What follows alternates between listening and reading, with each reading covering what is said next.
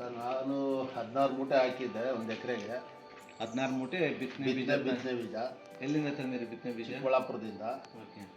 ಆಮೇಲೆ ಈಗ 16 ಮೂಟೆಗೆ ಸುಮಾರು ಒಂದು 20-22 ಚೀಲ ಇಳುವರಿ ಬಂದಿದೆ. ಒಂದು ಮೂಟೆಗೆ 22 ಚೀಲ ಇಳುವರಿ ಬಂದಿದೆ.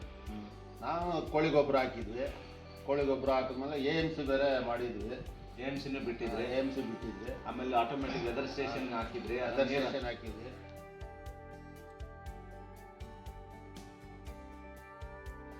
ನೀರಿನ ಅಂಶ ಹೆಂಗಿದೆ, ತೇವಾಂಶ ಏನು, ರೋಗ ಹೆಂಗೆ ಬರುತ್ತೆ ಅಂತ ಕಂಟ್ರೋಲ್ ಮಾಡೋದಕ್ಕೆ ಅದು ಹಾಕ್ಸಿದ್ವಿ.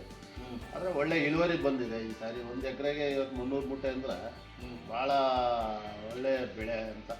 100ಕ್ಕೆ 100 ಭಾಗ. ಮಾರ್ಕೆಟ್ ಈಗ ಬೆಂಗಳೂರಿಗೆ ಹಾಕೊಂಡು ಹೋಗ್ಬೇಕು ಸರ್. ಚಿಕ್ಕಬಳ್ಳಾಪುರದವ್ರು ಬಂದಿದ್ರು, ಅವ್ರು ಸ್ವಲ್ಪ ಕಡಿಮೆ ಕೇಳ್ತಾರೆ. ಏನು ಕೇಳ್ತಾರೆ? ಚಿಕ್ಕಬಳ್ಳಾಪುರದವ್ರು ಬಂದು 550 ರೂಪಾಯಿ ಕೇಳಿದ್ರು ಮೂಟೆ 50 kg ತುಂಡು. ನಾವು ಕೊಡಲ್ಲ ಅಂತ ಹೇಳಿದೆ. ಬೆಂಗಳೂರಿಗೆ ಫೋನ್ ಮಾಡಿದಾಗ ಬೆಂಗಳೂರಲ್ಲಿ 720 ರೂಪಾಯಿ ಅಂತ ಹೇಳಿದ್ರು. ನೋಡೋಣ, ಅದು ನಮ್ಮ ಲಕ್ಕು. ಅಕಸ್ಮಾತ್ ಜಾಸ್ತಿನೇ ಆಗ್ಬೋದು, ಕಡಿಮೆನೂ ಆಗ್ಬೋದು. ಬೆಂಗಳೂರಿಗೆ ಹಾಕೊಂಡು ಒಂದು ಗಡ್ಡೆ ಆಲ್ಮೋಸ್ಟ್ ನಿಮಗೆ ಇದೆಲ್ಲ ನೋಡಿದ್ರೆ 300 ಗ್ರಾಮು. 300 ಗ್ರಾಮು. ಇದೆಲ್ಲ 400 ಗ್ರಾಮ್ ಬರುತ್ತೆ. ಅವರೇಜ್ ಆಗಿ 200 ಆ ಥರ ಒಂದು 4 ಗೆಡ್ಡೆ ಹಾಕಿದ್ರೆ 3-4 ಗೆಡ್ಡೆ ಹಾಕಿದ್ರೆ 1 kg ಬರುತ್ತೆ. ಆ ಥರ ಮತ್ತೆ ಒಳ್ಳೆ ಕ್ವಾಲಿಟಿ ಇದೆ. ಕ್ವಾಲಿಟಿ ಇದೆ.